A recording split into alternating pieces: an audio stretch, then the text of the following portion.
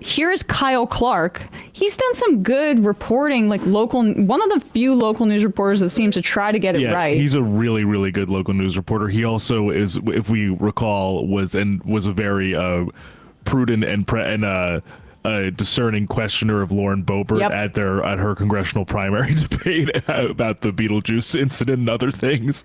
He's really good at his job. He is covering that this immigration bust. So this is his monologue and reporting on what's been happening. This week's big immigration bust was a bust, if you judge it by the Fed's own goals and the results announced today by Fox News Channel. ICE agents said they were going after 100 members of the Venezuelan gang Tren de Aragua in Denver and Aurora yesterday. Now, while the feds refused to tell journalists just how many arrests they made and how many of them were TDA members, the Fox News reporter embedded with agents said they only made 30 arrests. And just one was a TDA member. Fox News and the Trump administration are now blaming local media outlets for the lack of success.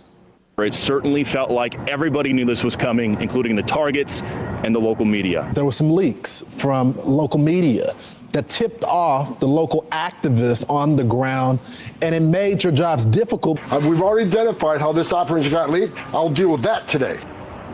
Immigrant communities in Denver and Aurora have been expecting yesterday's raids ever since Donald Trump campaigned on a promise that he would start his mass deportation here. Many of the properties involved in the raids were also no-brainers. They're linked to CBZ Management, the landlords that made national headlines by claiming takeovers by the Venezuelan gang. Ding, ding, ding. And as those raids played out publicly for hours yesterday, community members and activists gathered to heckle agents from afar, shouting legal advice to the people inside apartments as agents went door to door asking people for their papers. I was scolded by other members of the media that I was overlooking the will of the people in the area, right? By downplaying the dastardly gangs and poor, helpless slumlord. What, it was Anna Kasparian, Turns out that people actually think this is bullshit. Yeah.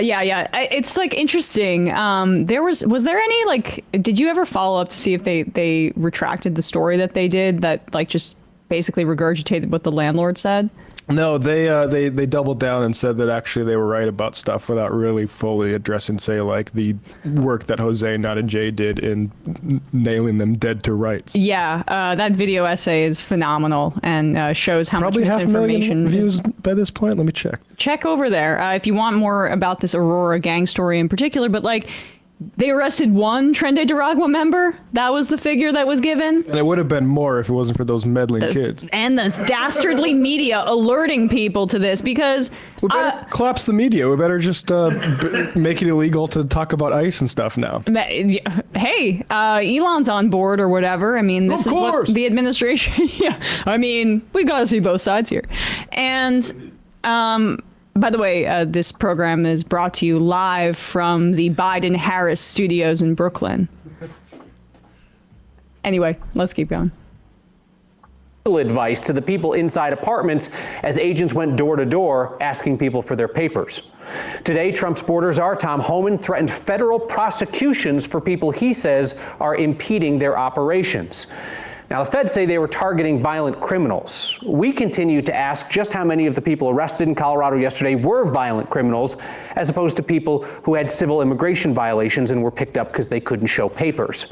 Homan suggested... That's a nice distinction for a media professional to make, and not just take the word of it from the fascist administration that they want to pander to. More of this. Like, I've been screaming. The New York Times did have a piece where they, talked about the discrepancy in, like, I guess earlier this week, it was around 88,000 folks that ICE had said that they'd rounded up, and only a half dozen claims have, or not a half dozen, sorry, a few dozen claims have been made via the ICE social media platform that those folks were criminals. So even if you take all of what ICE said and claimed on social media at face value, that these, 24, 36 people that they're highlighting, say even 50 are criminals, that's a pretty big gap with the 8,000. And I just said to you that a dreamer DACA recipient who's been in this country for most of his life and is a middle school teacher in Miami-Dade County was just rounded up by ICE. Criminals. Who had civil immigration violations and were picked up because they couldn't show papers. Homan suggested today that the lack of success in this week's raids means more non-criminals will be arrested in the future. You go on these operations, the operation got leaked somehow, it makes us less successful. Again, when you leak an operation, it means more bad guys are not being arrested, which means more bad guys are walking the streets. So as we address that, you're going to see the arrests increase. As the aperture opens up beyond criminals, you're going to see more arrests. Well, great job, Kyle Clark. That's right. And there's just so much, cruelty that's already being highlighted. Again, I feel like there's a gap with some of this reporting because people who are here without documentation are terrified of any attention that's going to be put on them right now. So that's part of what Homan and these fascists are relying on, is just like this idea that these are people who are already terrified of having their lives uprooted. So they're not going to speak to the press for the most part. And there was another report out of Austin in Cedar Park that there was a teenager who entered the U.S. through a legal pathway, detained by ICE, a teenager with no criminal record, seemingly rounded up in Austin.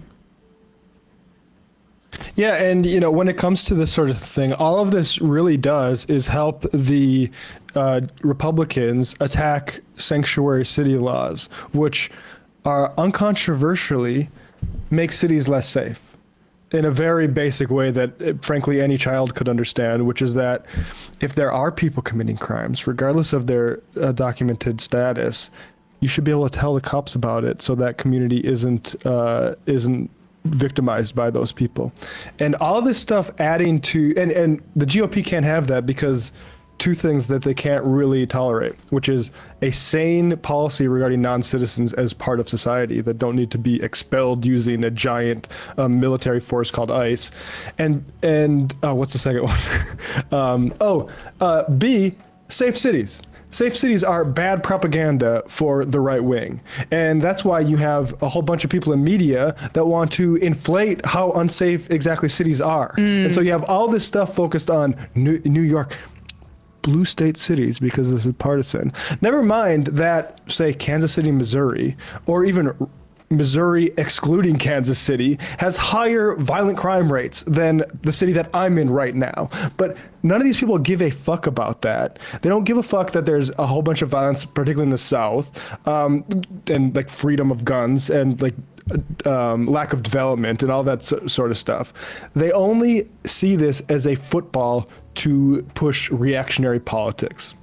And yeah, the city thing is really important too, because they attack, and it usually it's also leaders of color that they're particularly targeting. I mean, you don't have to be Karen Bass's #1 fan to see that like a lot of the fixation on her from the right is about her gender and her race.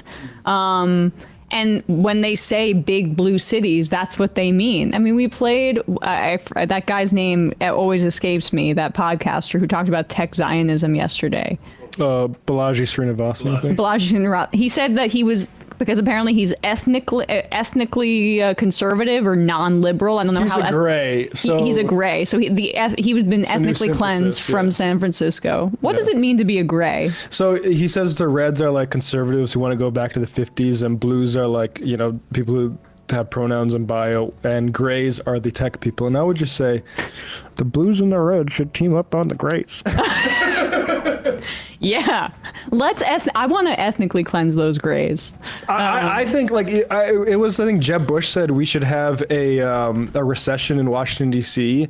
And a lot of people pointed out like, well, D.C. is a very black city. That would be bad for particularly black people. But what he meant was basically what Republicans are doing right now, which is going after the administration. We should want to cut down venture capital to basically being a second afterthought. You made a great point about the other day on Twitter about that being basically analogous to the trusts that were busted prior to the the Great Depression. Yeah, Frederick Lewis Allen has a book from the 1930s or something like that, written during the height of the New Deal, when they thought we had turned back capitalism, free marketism for good, and it goes into all of the sort of like early 20th century consolidation, where people with too much money would give it to somebody like JP Morgan or whatever, and they would end up doing all of the investing for it. It's similar to private equity. The main difference is the robber barons of that time, like Morgan or Harriman, knew a lot more about the fundamental industries that they were monopolizing than any of these private equity freaks. I mean, they were sociopaths, but like at the very least, they built things. They knew how to build railroads. Right. Now we just have, guys on ketamine and Adderall. Building chatbots. Right, like tinkering with algorithms and being antisocial.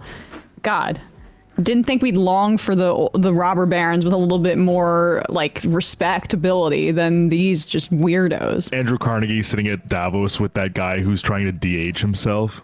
Yeah. And the Juicero CEO. We are not the same. We are not the same. And all these guys What do you build? all these guys talking about philanthropy. Like, I imagine how much money it would cost to do like the Carnegie libraries across the entire country. None of these guys doing any of that shit.